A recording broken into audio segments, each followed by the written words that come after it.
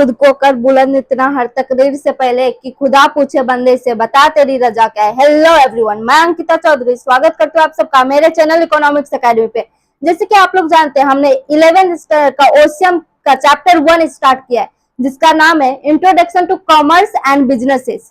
इस चैप्टर का हमने ऑलरेडी 2 लेक्चर अपलोड कर दिया है। जिन्होंने नहीं देखा है वो प्लीज जाकर देखे क्योंकि उसमें हमने बिजनेस, एम्प्लॉयमेंट और प्रोफेशन को कवर किया है।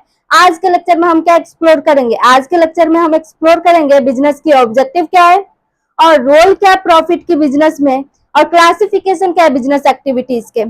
जिन्होंने अभी तक सब्सक्राइब नहीं किया है प्लीज मेरे चैनल को सब्सक्राइब करें। आज के लेक्चर हम स्टार्ट करते हैं। Objectives of business.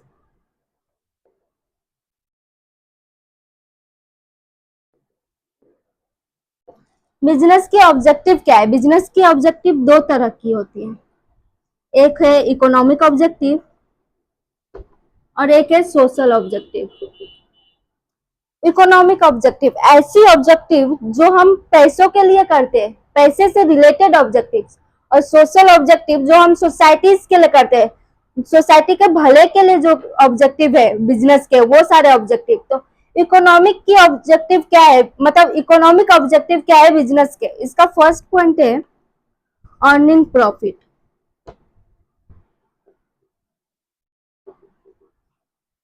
Economic objective का फर्स्ट पॉइंट है प्रॉफिट अर्न करना। बिजनेस किस मोटिव से किया जाता है? प्रॉफिट को अर्न करो। मतलब बिजनेस का ऑब्जेक्टिव सिर्फ ये है, सिर्फ नहीं बट एक ऑब्जेक्टिव ये है कि कैसे वो ज्यादा से ज्यादा प्रॉफिट को अर्न कर सके, कैसे वो ज्यादा से ज्यादा प्रॉफिट कमा सके, ज्यादा से ज्यादा पैसे कमा सके अपने गुड्स एंड सर्विसेज को बेचकर या फिर गुड्स एंड सर्विसेज को यूज करके। सेकेंड पॉइंट है इसका सर्चिंग ऑफ न्यू कस्टमर। कोई भी बिजनेस हो वो अपने ओल्ड कस्टमर से सेटिस्फाई नहीं होता। मतलब उनको ऐसा नहीं रहता बिजनेस में जो मेरे पास में 5 से 6 कस्टमर है, मैं उतने में ही खुश हूँ, मुझे इतना ही कस्टमर चाहिए, इतना ही कस्टमर होना चाहिए जो मेरा गुड्स एंड सर्विसेज को खरीदे। नहीं, बिजनेस की ऑब्जेक्टिव क्या होती है? बिजनेस की ऑब्जेक्टिव ये रहती है कि वो ज्यादा से ज्यादा कस्टमर को अपनी तरफ अट्रैक्ट कर सके, ज्यादा से ज्यादा कस्टमर को सर्च कर सके जो वो अपने गुड्स एंड सर्विसेज को बेचे उनको, और वो कस्टमर उनके गुड्स एंड सर्विसेज को कंज्यूम करे। जिससे क्या होगा, ज्यादा से ज्यादा कस्टमर आएगी तो ज्यादा से ज्यादा प्रॉफिट होएगी, ज्यादा से ज्यादा वो पैसे कमा सकते हैं। तो वो क्या करते हैं, उनकी ऑब्जेक्टिव क्या है? न्यू कस्टमर को सर्च करना। इनोवेशन थर्ड पॉइंट है। बिजनेस की और एक ऑब्जेक्टिव है जो अपने गुड्स एंड सर्विसेज में ना इनोवेशन लाना, मतलब कुछ ना कुछ नया लाना। देखो एग्जांपल ले लो, पहले सिर्फ नोकिया फोन होता था, मतलब छोटा छोटा फोन होता था जो डब्बे की तरह दिखता था, इतनी टिंगू सी फोन होती थी, उसमें कुछ बटन्स रहती थी और एक गेम होती थी उसमें सांप और सीढ़ी जो खेलते थे बच्चे लोग, और छोटा सा फोन होता था। उस फोन से हम ज्यादा से ज्यादा मैसेंजर पे मैसेज कर पाते थे और लोगों से बातें कर सकते थे, मतलब कॉल कर सकते थे। लेकिन देखो वही मोबाइल्स की कंपनीज, मोबाइल्स की इंडस्ट्री जो भी थे, फोन की इंडस्ट्री, उन्होंने क्या किया? उन्होंने नए नए रिसर्च किए, नए नए इनोवेट किया अपने प्रोडक्ट में। उन्होंने मोबाइल्स में इनोवेट किया तो सैमसंग आया, फिर स्मार्टफोन आई, जो अभी देखो क्या है स्मार्टफोन में, इंटरनेट है। नेट के वजह से हम क्या करते हैं, बहुत सारी चीजें को, गूगल वगैरह आई, गूगल वगैरह से हम इंफॉर्मेशन इकट्ठा कर सकते हैं। यूट्यूब आई जिससे हम, देखो अभी मैं यूट्यूब से ही आप लोगों को पढ़ा रही हूँ। ये सारी चीजें ना फैसिलिटी दिया गया स्मार्टफोन में। अभी बटन्स नहीं है, अभी स्क्रीन टच है, ये सारी चीजें ना इनोवेट हुआ है। पहले क्या होती थी, डब्बे की तरह टीवी होता था, अभी स्मार्ट टीवी आना स्टार्ट किया। टाइम टू टाइम अपने प्रोडक्ट को ना इनोवेट करना चाहिए। अगर अपने प्रोडक्ट को आप इनोवेट नहीं करोगे ना तो वो मार्केट में ना टिकेगी नहीं, क्योंकि कस्टमर की प्रेफरेंसेस ना टाइम टू टाइम चेंज होती जा रही है। तो अपने प्रोडक्ट में इनोवेशन लाओ, नए नए इनोवेट लाओ, ऐसा बिजनेस की ऑब्जेक्टिव है। अभी अगर आप देखो तो पहले ना ऑयल जो मिलती थी ना वो ना एक टन में मिलती थी, मतलब एक स्टील का डब्बा रहता था उसमें मिला करता था, उससे एक टन लेकर जाओ और कंज्यूम करो। अभी क्या हो गई, वहीं पे देखो कच्ची घानी तेल जो आई है वो प्लास्टिक के डब्बे में आने लगी, छोटे छोटे पैकेट्स में भी आने लगी, जिससे जो जितना चाहे उतना ही खरीद सके, उतना ही कंज्यूम कर सके। उससे कस्टमर को हेल्प मिलती है और फिर ज्यादा से ज्यादा वो कंज्यूम भी करते हैं। ये सारे पैकेजिंग में इनोवेट करना, अपने प्रोडक्ट की पैकेजिंग वगैरह में इन्वेंशन लाना, मतलब नए चीज को इनोवेट करो, अपने टाइम टू टाइम अपने प्रोडक्ट में चेंजेस लाना, उसको इनोवेशन कहते हैं। बिजनेस की एक ऑब्जेक्टिव ये भी है। फोर्थ है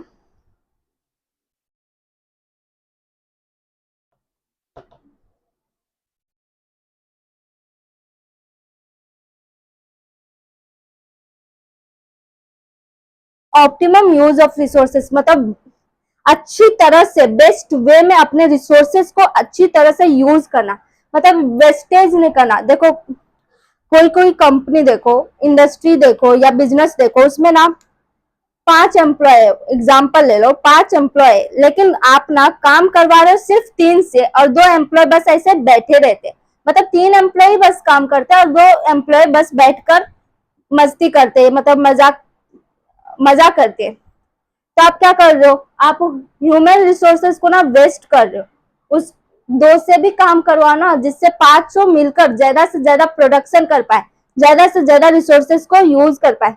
अभी देखो कोई कोई बिजनेसेस में कोई नहीं रहता कैबिन में, फिर भी फैन ऑन रहती है। ये क्या होती है, रिसोर्सेज को वेस्ट करना।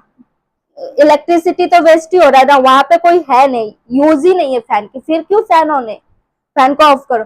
कभी कभी देखो कोई कोई बिजनेसेस में नल ओपन हो जाती है, मतलब नल को ऐसे ही छोड़ देते, चालू ही छोड़ देते कोई कोई। ये क्या होता है, रिसोर्सेस को वेस्ट करना, आप पानी को वेस्ट कर रहे हो। ये सारे रिसोर्सेस को, मतलब जो भी बिजनेस में रिसोर्सेस है उसको वेस्ट मत करो, वेस्टेज कम करो। कोई कोई क्या होता है, रॉ मटेरियल जहां पे कम लगनी चाहिए वहां पे भी वो क्या करते, डबल रॉ मटेरियल डालते, डबल इनपुट डालते, लेकिन आउटपुट उतना ही निकलेगा, क्या फायदा है। आपको आउटपुट जितनी जरूरत है उतनी ही रॉ मटेरियल डालो ना, उतनी रॉ मटेरियल को यूज करो, ज्यादा एक्स्ट्रा यूज करते हो और वेस्टेज क्यों कर रहे हो। जब कम इनपुट में ज्यादा से ज्यादा अच्छी क्वालिटी का आपको आउटपुट मिल सकते है तो आप वेस्टेज मत करो। इसको बोलते हैं ऑप्टिमम यूज ऑफ रिसोर्सेज, मतलब बेस्ट वे में रिसोर्सेज को यूज करना। ये हो गया अपना economic objectives.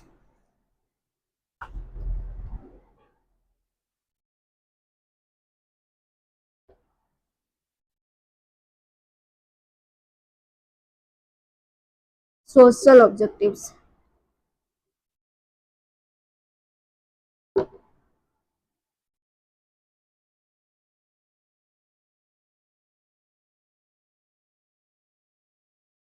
Supplying quality product, मतलब देखो सोशल ऑब्जेक्टिव्स में क्या थी, जो हम ना सोसाइटीज के लिए करते हैं, मतलब हमें यहाँ पे प्रॉफिट नहीं देखना है, बट अल्टीमेटली हमें प्रॉफिट होती है कहीं कहीं पे, बट हम क्या करते हैं, सोशल वर्क के लिए काम करते हैं, मतलब सोसाइटीज के लिए कुछ चीजें को प्रोवाइड करना। वो सारे ऑब्जेक्टिव क्या है बिजनेस के, सप्लाइंग क्वालिटी प्रोडक्ट, मतलब अपने कस्टमर को ना क्वालिटी प्रोडक्ट दो।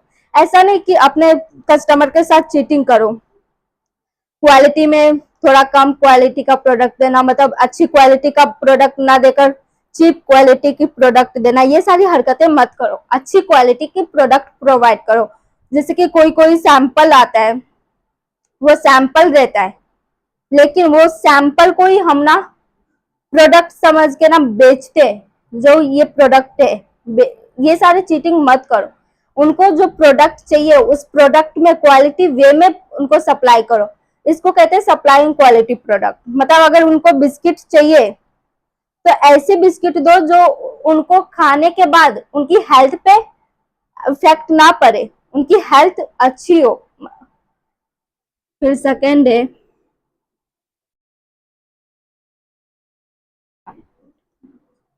अवॉइडिंग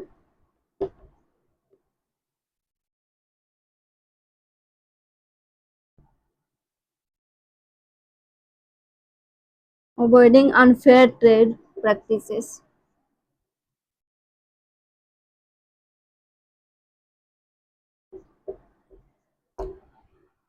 सोशल ऑब्जेक्टिव्स में फर्स्ट पॉइंट था सप्लाइंग क्वालिटी प्रोडक्ट, मतलब क्वालिटी प्रोडक्ट उनको ना सप्लाई करो, प्रोडक्ट उनकी क्वालिटी अच्छी होनी चाहिए, एक बैड क्वालिटी की प्रोडक्ट सप्लाई ना करे। Avoiding unfair trade practices, unfair trade practices का मतलब क्या होता है, ऐसी ट्रेड करना, ऐसी बाइंग एंड सेलिंग करना जो अच्छी नहीं है, मतलब वो चीटिंग करके नहीं करना है।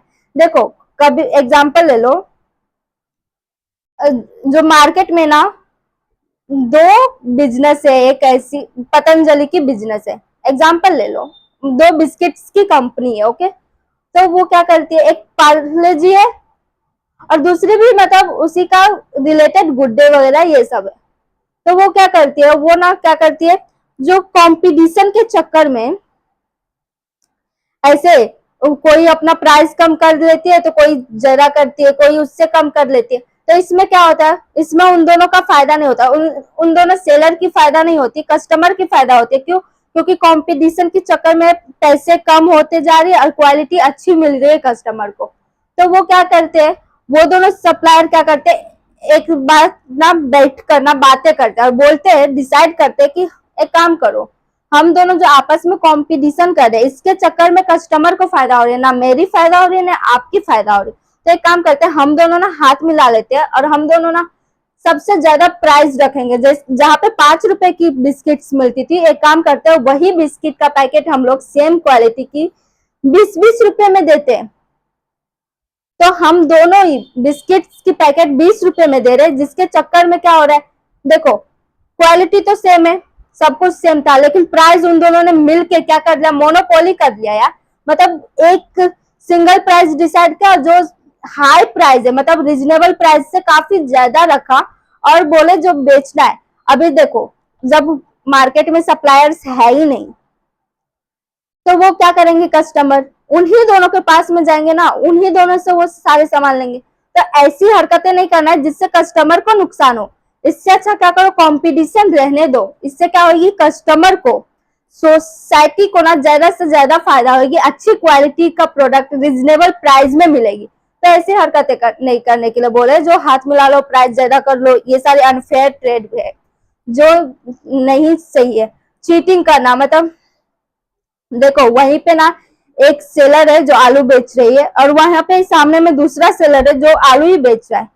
तो वो पहला सेलर जो है ना, वो क्या करती है, अपनी रेट बढ़ाती है, तो 30 रुपए में आलू दे रही 1 किलो। बट वहीं पे दूसरा सेलर जो है वही सेम क्वालिटी का प्रोडक्ट, सेम क्वालिटी का आलू क्या करते हैं, 20 रुपए में देने के लिए रेडी हो जाते हैं। अभी वो 20 रुपए में दे तो रहा है, लेकिन वो क्या करते हैं, वजन करते वक्त, वेट करते वक्त ना 100 ग्राम कम देते। तो देखो जहाँ पे 1000 होना चाहिए वहां पे 900 ही है। तो ये क्या हुआ, वो जो दूसरा सेलर था जो चीटिंग कर रही थी, प्राइस तो एक तरह से कम कर दिया, कस्टमर को क्या लग रही है, जो मुझे कम प्राइस में मिल रही है, लेकिन देखो ना क्वांटिटी कितना कम दे रही है, क्वांटिटी भी कम दे रही है। तो ये सारी हरकतें नहीं करने के लिए, कस्टमर से चीटिंग मत करो, ऐसे अनफेयर ट्रेड प्रैक्टिस को अवॉइड करने के लिए बोलते हैं सोशल में। थर्ड क्या है, एम्प्लॉयमेंट जनरेशन।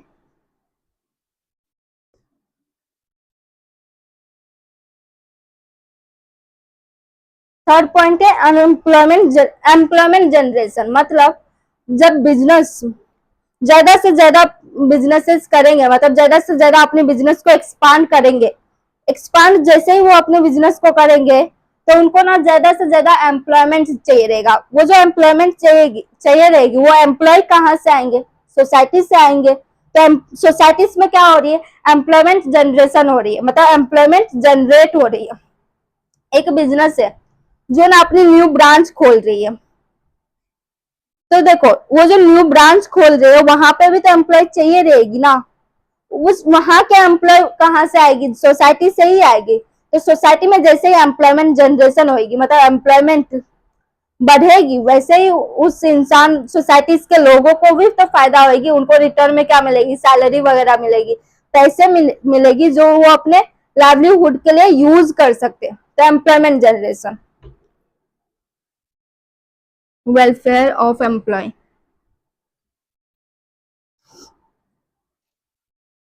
यहाँ पे क्या बोला गया, एम्प्लॉय का वेलफेयर करो, मतलब एम्प्लॉय की भलाई के लिए कुछ ऐसा करो।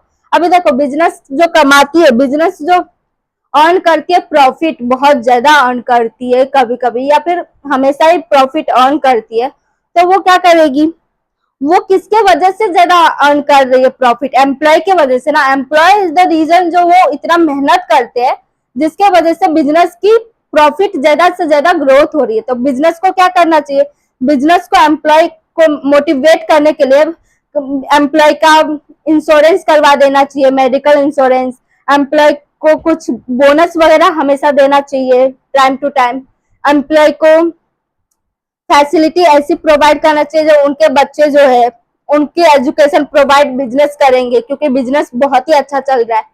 तो ये सारी चीजें करने से क्या होगी, एम्प्लॉय की ना भलाई होगी। ये सारी चीजें से क्या होती है, एम्प्लॉय की भलाई होती है। जब इंश्योरेंस करवा देते हैं, जो मेडिकल इंश्योरेंस हो गया, हेल्थ या फिर लाइफ इंश्योरेंस हो गया, कभी बाई चांस एम्प्लॉय को कुछ प्रॉब्लम होती है ना, तो वो इंश्योरेंस कंपनी ना सपोर्ट करती है एम्प्लॉय को, तो उनका खर्च, उनका एक्सपेंस उस टाइम पे बहुत कम होती है, जिसके वजह से एम्प्लॉय को फायदा होती है। कभी कभी जब लाइफ इंश्योरेंस हो जाते कुछ काम के दौरान, बिजनेस में कुछ काम कर रहे होते हैं और एम्प्लॉय का डेथ हो जाती है, तो उनको जो लाइफ इंश्योरेंस उनका जो करवाए रहते ना, उस रुपए से एम्प्लॉय की फैमिली को ना मदद मिलती है आगे की लाइफ के लिए। तो और या फिर एम्प्लॉय की बच्चे को जो एजुकेशन प्रोवाइड करते हैं बिजनेसेस, वो बिजनेस क्या करती है, वो बिजनेस जब एजुकेशन प्रोवाइड करते तो अच्छे से अच्छे स्कूल्स में उनके एम्प्लॉय के बच्चे ना पढ़ पाते। तो ये सारी चीजें ना एम्प्लॉय की भलाई के लिए, वेलफेयर मतलब क्या होते हैं, भलाई, ऐसे कुछ काम करना, बिजनेस को ऐसे कुछ काम करना चाहिए जो एम्प्लॉय को मतलब उनकी भलाई के लिए यूज हो।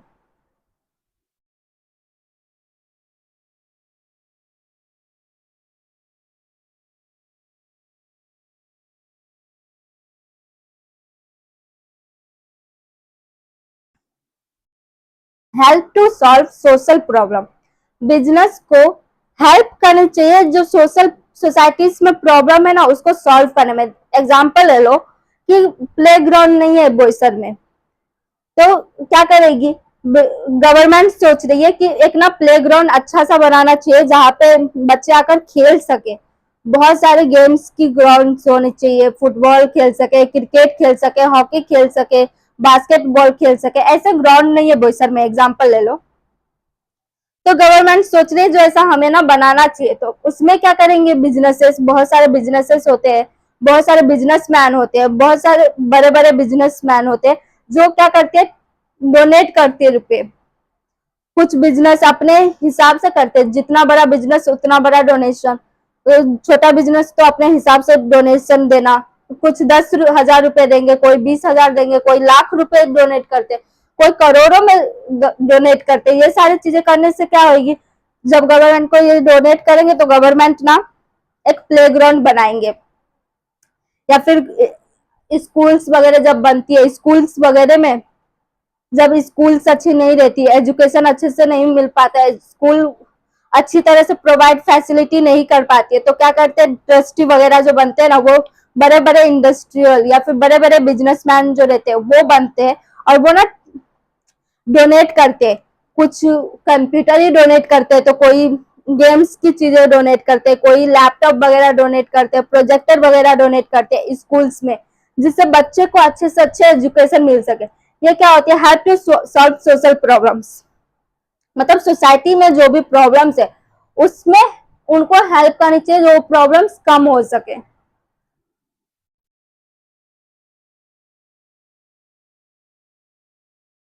अभी इसका 6th पॉइंट है इसी का, कंट्रीब्यूट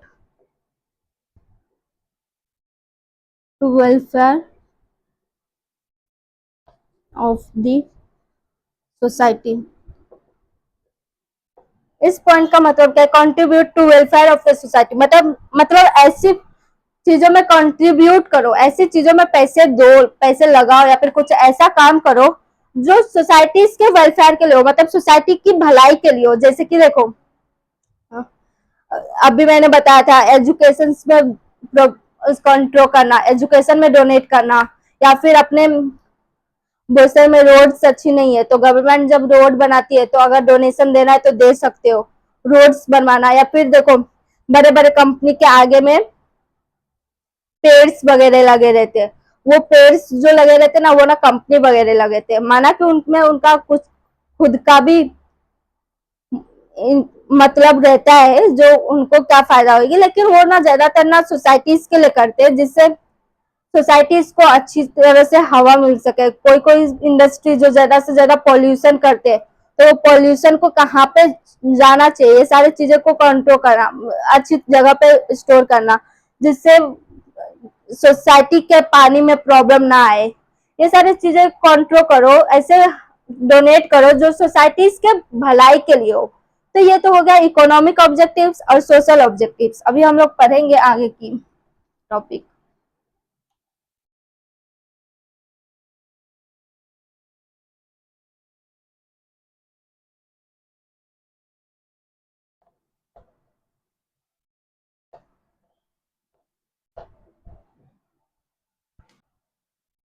अभी हमारा नेक्स्ट टॉपिक है role of a profit in a business.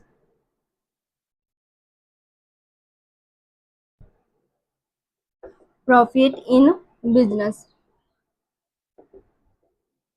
हमने देखा बिजनेस के ऑब्जेक्टिव्स में, इकोनॉमिक ऑब्जेक्टिव्स में जो उनका काम है, उनका एक ऑब्जेक्टिव है जो अर्न करो प्रॉफिट को, प्रॉफिट को वो कैसे कितना ज्यादा अर्न कर सके इस पे फोकस करते हो।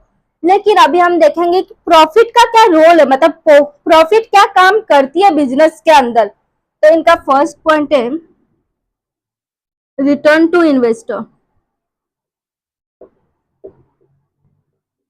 देखो एक बिजनेस में ना इन्वेस्टर्स लोग जो रहते हैं ना, वो ना अपनी कैपिटल को इन्वेस्ट करते हैं, मतलब कुछ शेयर्स लेते, फिर अपना पैसा लगाते, कंपनी में पैसा डालते, तो उनको रिटर्न में कुछ तो चाहिए होगी ना। रिटर्न में क्या चाहिए रहती है, रिटर्न में चाहिए रहती है डिविडेंड, इंटरेस्ट, ये सारी चीजें। तो उनको रिटर्न कैसे देंगे, एक बिजनेस रिटर्न कहाँ से लाएगी इन्वेस्टर्स के लिए, उस वो जो प्रॉफिट कमाती है ना, प्रॉफिट जो अर्न करती है ना, उसी प्रॉफिट में से इन्वेस्टर्स को रिटर्न देती है, उनका इंटरेस्ट देती है, उनका डिविडेंड देती है। तो जितना ज्यादा प्रॉफिट रहेगी ना, उतना ज्यादा हम रिटर्न कर सकते हैं इन्वेस्टर्स को। तो ये हो गया return to investor. Research and development,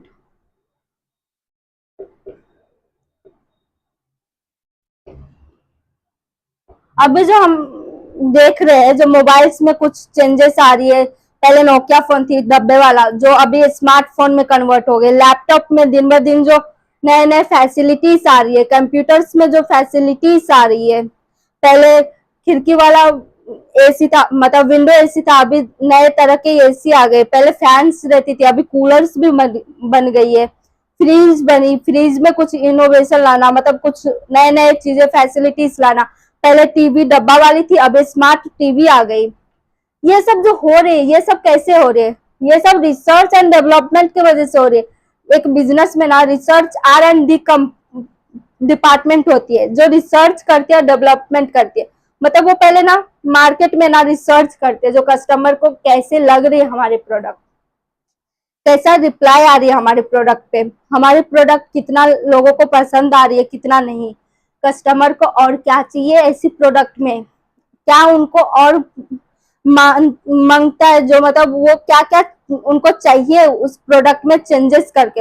ये सब ना रिसर्च एंड डेवलपमेंट की वजह से होते हैं। पहले रिसर्च करते हैं और फिर कस्टमर के हिसाब से, मार्केट के हिसाब से अपने प्रोडक्ट में चेंजेस लाती है, वो है research and development department.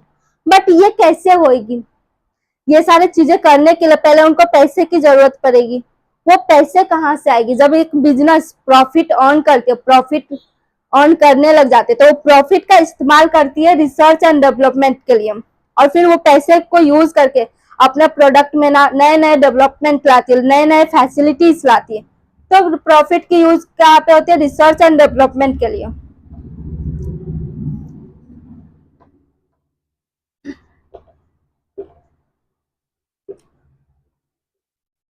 Third point है एक्सपांशन एंड ग्रोथ।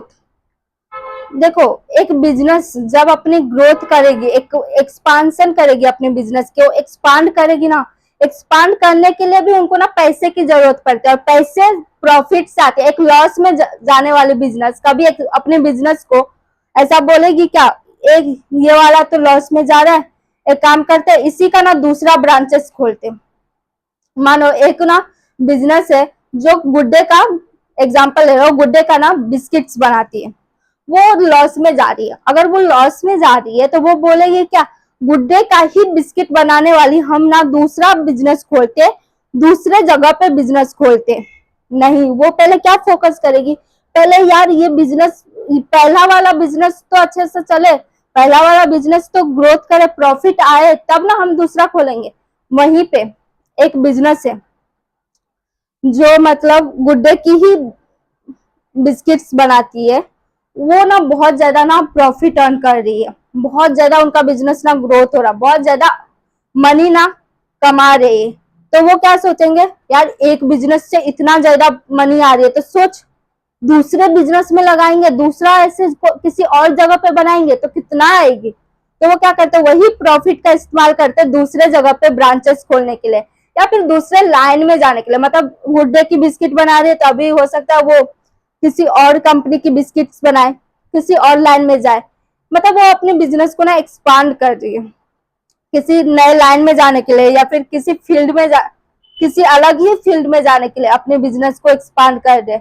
वो सारी चीजें कैसी होगी, जब वो प्रॉफिट अर्न करेगी। एक बिजनेस जब प्रॉफिट अर्न करती है तभी वो अपने बिजनेस को एक्सपांड कर पाती है।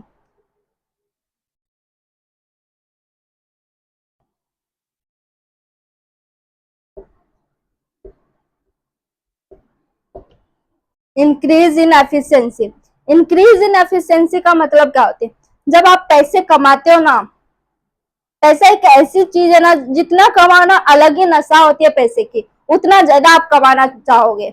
जो कमाने लगे ना उनसे पूछना, जब वो पैसे कमाते हैं ना तो वो क्या सोचते हैं, और ज्यादा कमाना चाहिए, और ज्यादा कमाना चाहिए, और ज्यादा कमाना चाहिए।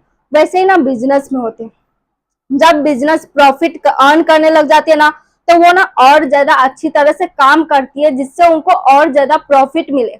कभी देखा है बिजनेस को प्रॉफिट हो रही है फिर भी वो चाहेंगे जो यार बिजनेस को ना बंद कर दे, बस हो गया, काम नहीं करना अब, नहीं होता।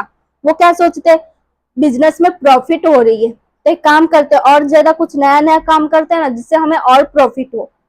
तो पैसे की नशा वो ना इंक्रीज करती है अपनी एफिशिएंसी को। जब आप पैसे ज्यादा कमाने लग जाते हो ना तो आप ना और अच्छी तरह से अपने बिजनेस में काम करने लग जाते हो। वहीं पे जब एक बिजनेस बहुत सालों से लॉस में जा रही है ना, वो ना डिमोटिवेट हो जाते हैं बिजनेस।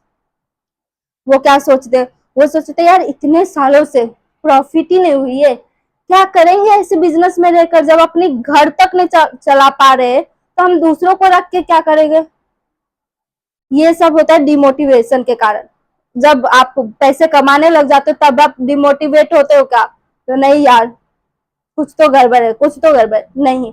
जब आप लॉस में जाने लग जाते हो ना, जब बिजनेस लॉस में जाने लग जाते हैं ना, तब डिमोटिवेट हो जाते हैं, जिसके कारण से उनकी एफिशिएंसी, उनके काम करने की तरीका में ना चेंजेस आ जाती है और वो बंद हो जाती है। लेकिन वहीं पे जब आप ज्यादा से ज्यादा प्रॉफिट अर्न करने लग जाते हो तो उनकी, आपकी एफिशिएंसी, आपके काम करने की तरीका में ना इंक्रीज होती है, मतलब और ज्यादा काम करना चाहते हो आप।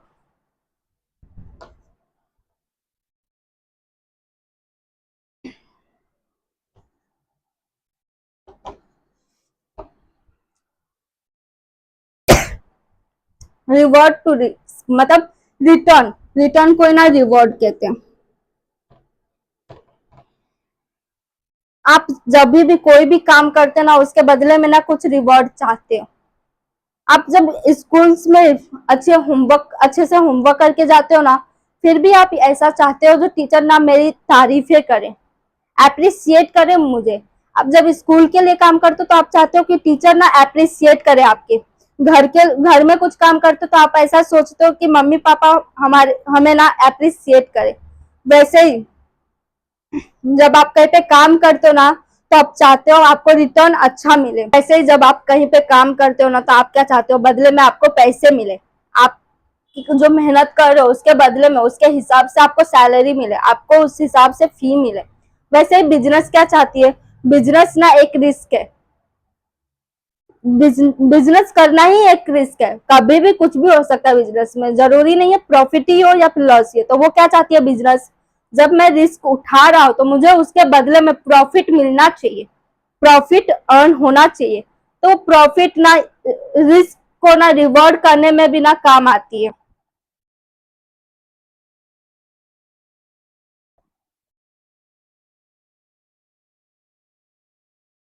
मीन्स टू लाइवलीहुड,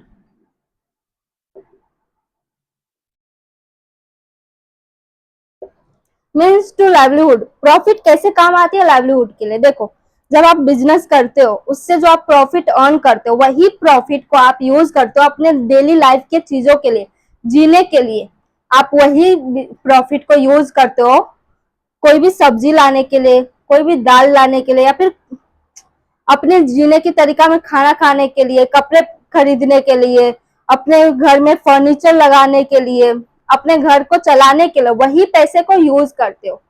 तो वो कैसे होती है यूज, प्रॉफिट ना अपने लाइवलीहुड को चलाने के लिए यूज होती है। तो वो एक ना मीन्स की तरह काम करते हैं, मतलब रिसोर्सेस की तरह काम करती है अपनी लाइवलीहुड के लिए।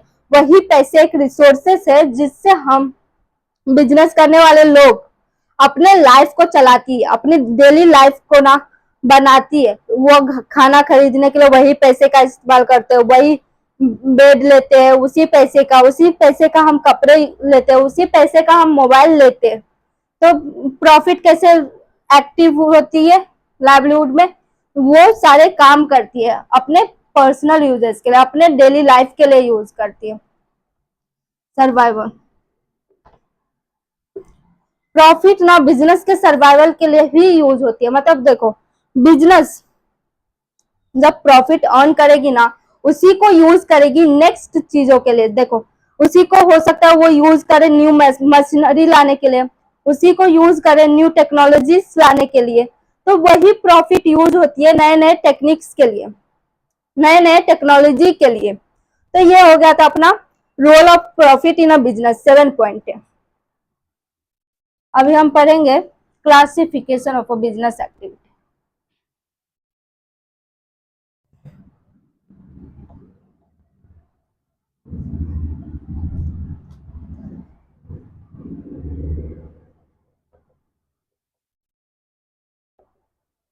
Classification of business activity.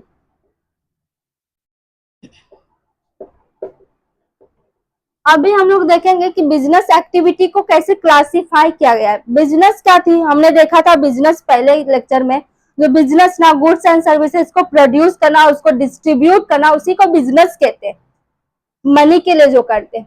अभी इसको क्लासिफाई किया गया है दो तरीके से, एक इंडस्ट्री, एक कॉमर्स। अभी आप बोलोगे बिजनेस तो गुड्स एंड सर्विसेज बनाना है और उसको डिस्ट्रीब्यूट करा, फिर ये इंडस्ट्री और कॉमर्स कैसे आ गया मैम। इंडस्ट्री, इंडस्ट्री भी काम वही करती है जो बिजनेस करते हैं। मतलब बिजनेस ना एक तरह का इंडस्ट्री है और एक तरह का कॉमर्स है। इंडस्ट्री क्या करती है, इंडस्ट्री ना गुड्स एंड सर्विसेज को प्रोड्यूस करती है। इंडस्ट्री रॉ मटेरियल को कन्वर्ट करती है फिनिश्ड गुड्स में।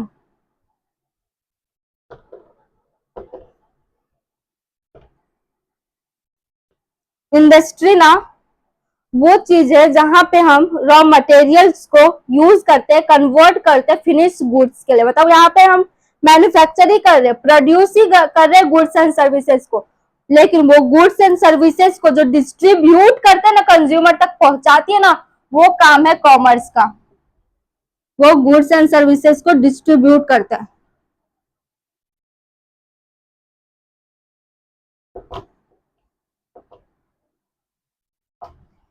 अभी देखो, हमने पढ़ा था बिजनेस होता है गुड्स एंड सर्विसेज को बनाना और उसको डिस्ट्रीब्यूट करना। तो उसी को दो टाइप में डिवाइड किया गया है बिजनेस एक्टिविटी को। जो इंडस्ट्री, इंडस्ट्री क्या करती है, गुड्स एंड सर्विसेज को बनाती है, लेकिन बनाकर क्या रखेगी, सिर्फ इतना ही होता है क्या, नहीं, उसको डिस्ट्रीब्यूट भी करना रहता है। उसको डिस्ट्रीब्यूट कौन करता है, कॉमर्स।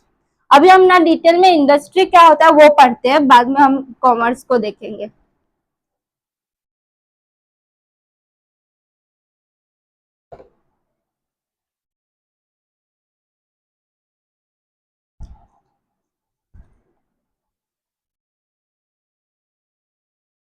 इंडस्ट्री, इंडस्ट्री से आपके दिमाग में क्या इमेजेस आ रही है? आपके दिमाग में ये सारी इमेजेस आ रही होगी, एक बड़ा सा इक्विपमेंट है, बड़े बड़े इक्विपमेंट है, बड़े बड़े चिमनीस है, बड़े बड़े मशीनरी है, उसको इंडस्ट्री कहते हैं। हाँ, उसको इंडस्ट्री कहते हैं। लेकिन इंडस्ट्री ना, एक छोटा सा इंडस्ट्री भी होता है जो एक सिर्फ और सिर्फ ऊपर में शेल्टर रहती है, लेकिन इंडस्ट्री रहती है और कुछ मशीनरी रहती है। इंडस्ट्री होती है वैसे भी। इंडस्ट्री ना ऐसा काम करती है जो वो रॉ मटेरियल्स को, मतलब गुड्स एंड सर्विसेज को बनाने का काम इंडस्ट्री करती है। इंडस्ट्री क्या क्रिएट करती है? रॉ मटेरियल को कन्वर्ट करती है किसमें? फिनिश्ड गुड्स में। मतलब वो जो रिसोर्सेस है, वो जो अपना मीन्स है, वो रिसोर्सेस को यूज करके फिनिश्ड गुड्स में कन्वर्ट करना। बट इंडस्ट्री क्रिएट क्या करती है? इंडस्ट्री क्रिएट करती है form utility. It creates form utility. देखो, इंडस्ट्री जब रॉ मटेरियल को कन्वर्ट करती है, उसके अंदर में शेप डालती है, स्ट्रक्चर डालती है, वो यूटिलिटी डालती है और फिर फिनिश्ड गुड्स बनाती है। उस गुड्स को यूज करने के बाद जो हमें यूटिलिटी मिलती है उसको ही फॉर्म यूटिलिटी कहते हैं। कैसे? अभी एक उन्होंने लकड़ी लिया, उस लकड़ी से फर्नीचर बनाया, फर्नीचर की इंडस्ट्री, देखो फर्नीचर बनाया। अभी देखो शेप चेंज हुआ, लकड़ी से फर्नीचर के शेप में चेंज हुआ, फॉर्म हुआ, दूसरे फॉर्म से फाइनल फॉर्म में कन्वर्ट हुआ। उस फॉर्म यूटिलिटी, मतलब उस फर्नीचर को यूज करने के बाद जो हमें यूटिलिटी मिलेगी उसको कहते हैं फॉर्म यूटिलिटी। तो इंडस्ट्री क्या करती है? क्रिएट करती है फॉर्म यूटिलिटी को। इंडस्ट्री दो तरह की गुड्स बनाती है, एक बनाती है कंज्यूमर गुड्स और एक बनाती है कैपिटल गुड्स।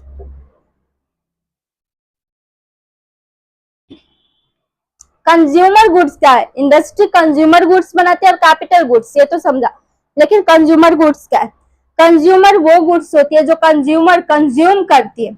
अभी एग्जांपल ले लो, ये मार्कर, मार्कर एक कंज्यूमर गुड्स है। क्यों? क्योंकि मैं एक कंज्यूमर हूँ जो यूज कर रही हूँ, इसको कंज्यूम कर रही हूँ, मतलब यूज कर रही हूँ। लेकिन कैपिटल गुड्स क्या होते हैं? कैपिटल गुड्स ऐसी गुड्स जो गुड्स बनती ही है किस, इसलिए जो फ्यूचर में जाकर वो और ज्यादा गुड्स बना सके। जैसे कि मशीनरी, मशीनरी भी तो मशीनरी की इंडस्ट्रीज ने बनाया होगा। एक इंडस्ट्री ने मशीनरी बनाया। मशीनरी क्या हम यूज करते, हम कंज्यूम करते? नहीं। वो मशीनरी किस लिए यूज होती है? वो मशीनरी यूज होती है ये मार्कर बनाने के लिए, ये कपड़े बनाने के लिए, ये बिस्किट्स बनाने के लिए, मैगी बनाने के लिए।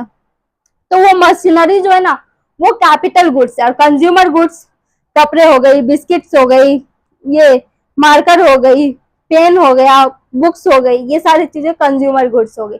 लेकिन ये मार्कर, ये पेन, ये बिस्किट्स, ये मैगी, ये सारी चीजें जिस मशीनरी से बना है उस मशीनरी को हम कैपिटल गुड्स कहते हैं।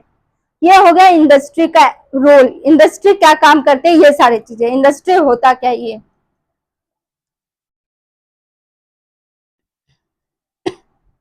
अभी हम देखेंगे टाइप्स ऑफ इंडस्ट्री।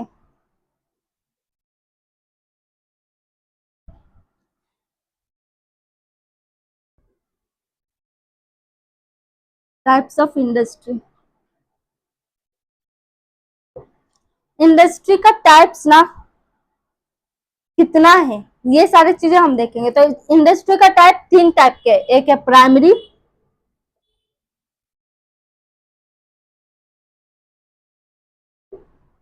एक है सेकेंडरी,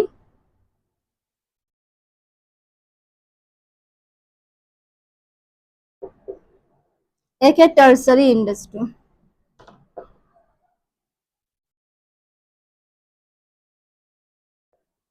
ये तीनों ना टाइप्स है इंडस्ट्री के। प्राइमरी इंडस्ट्री क्या होती है? प्राइमरी इंडस्ट्री में हम वो सारी चीजें को लेते हैं जो नेचुरल रिसोर्सेज से हमें मिलती है, वो इंडस्ट्रीज।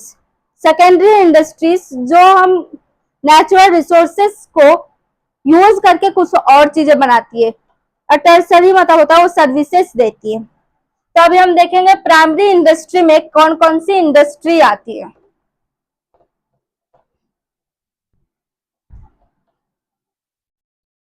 प्राइमरी इंडस्ट्री में फर्स्ट आती है एग्रीकल्चर। प्राइमरी इंडस्ट्री में एग्रीकल्चर इंडस्ट्री, जो हम एग्रीकल्चर करते हैं, जो अनाज उगाते हैं, ये सारी, और वो फिशिंग करना, ये सारी चीजें जो करते हैं ना, वो सारी चीजें ना एग्रीकल्चर इंडस्ट्री में आती है। सेकेंड है इसका एक्सट्रैक्टिव इंडस्ट्री। ये क्या होती है? एक्सट्रैक्टिव इंडस्ट्री का मतलब होता है जब हम मिनरल्स वगैरह निकालते हैं ना लैंड से, लैंड के अंदर से, वाटर से, कोई मिनरल्स जब निकालते हैं, जैसे कि कोयल हो गया, गोल्ड हो गई, वो पेट्रोल वगैरह जो होती है, केरोसिन वगैरह जो होती है, ये सारी चीजें जब हम निकालते हैं इंडस्ट्री, किसी भी सॉइल से, वाटर से, लैंड से, ये सारी चीजें जो निकालते हैं ना, रिसोर्सेस, मिनरल्स वगैरह जो निकालते हैं ना, उस इंडस्ट्री को कहते हैं extractive industry. Genetic industry, sorry, genetic industry का मतलब होता है वो जो रिप्रोडक्ट करती है, जैसे कि प्लांट्स से कुछ रिप्रोडक्शन होना, एनिमल से रिप्रोडक्शन होना, ये सारी चीजें जो हम करते हैं ना जिस इंडस्ट्री में, उस इंडस्ट्री को कहती है जेनेटिक इंडस्ट्री। अभी एग्रीकल्चर, एग्रीकल्चर वगैरह जो करते हैं, फिशिंग वगैरह जो करते हैं, उस फिशिंग वगैरह को और वो एग्रीकल्चर वगैरह को हम एग्रीकल्चर इंडस्ट्री कहते हैं। मिनरल्स वगैरह जिस इंडस्ट्री से निकालते हैं, उस इंडस्ट्री को हम एक्सट्रैक्टिव इंडस्ट्री कहते हैं। जो रिप्रोडक्शन होता है, रिप्रोड्यूस होता है एनिमल्स, प्लांट्स से, ये सारी चीजें जेनेटिक इंडस्ट्रीज में आती है। अभी हम देखेंगे second type of industry,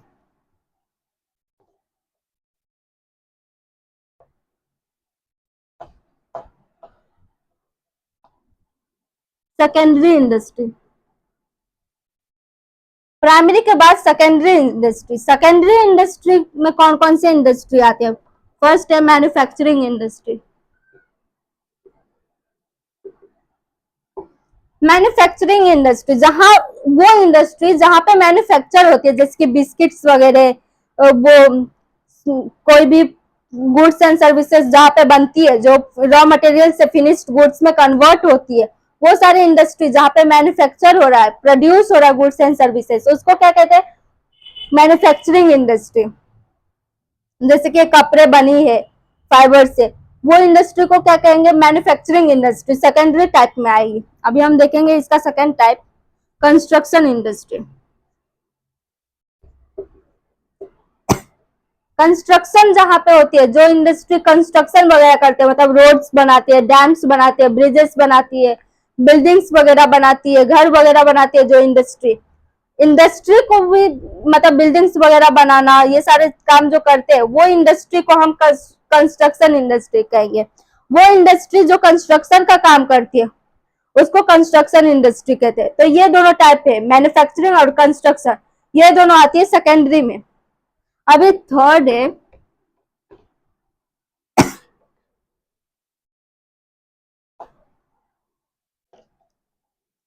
tertiary industry. Tertiary industry क्या काम करती है? ये ना सपोर्ट करती है,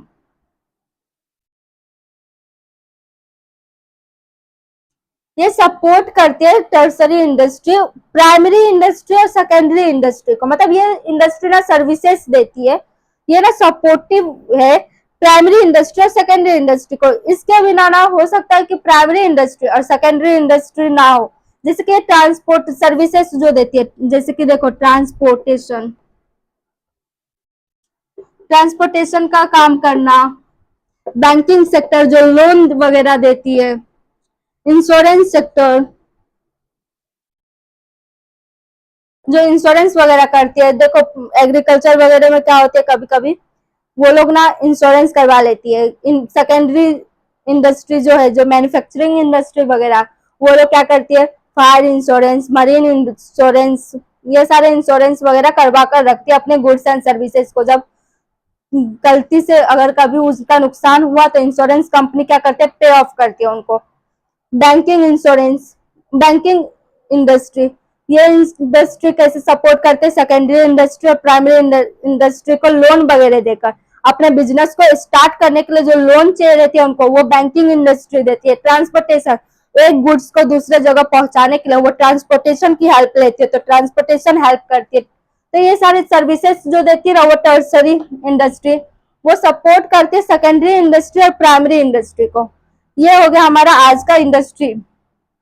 अभी नेक्स्ट लेक्चर में हम करेंगे कॉमर्स क्या होती है वो सब। तो आज अगर किसी को आज के लेक्चर का कोई भी क्वेरी हो तो कमेंट करें, लाइक करें और अपने फ्रेंड्स के साथ शेयर करें, सब्सक्राइब करना ना भूलें। Thank you so much.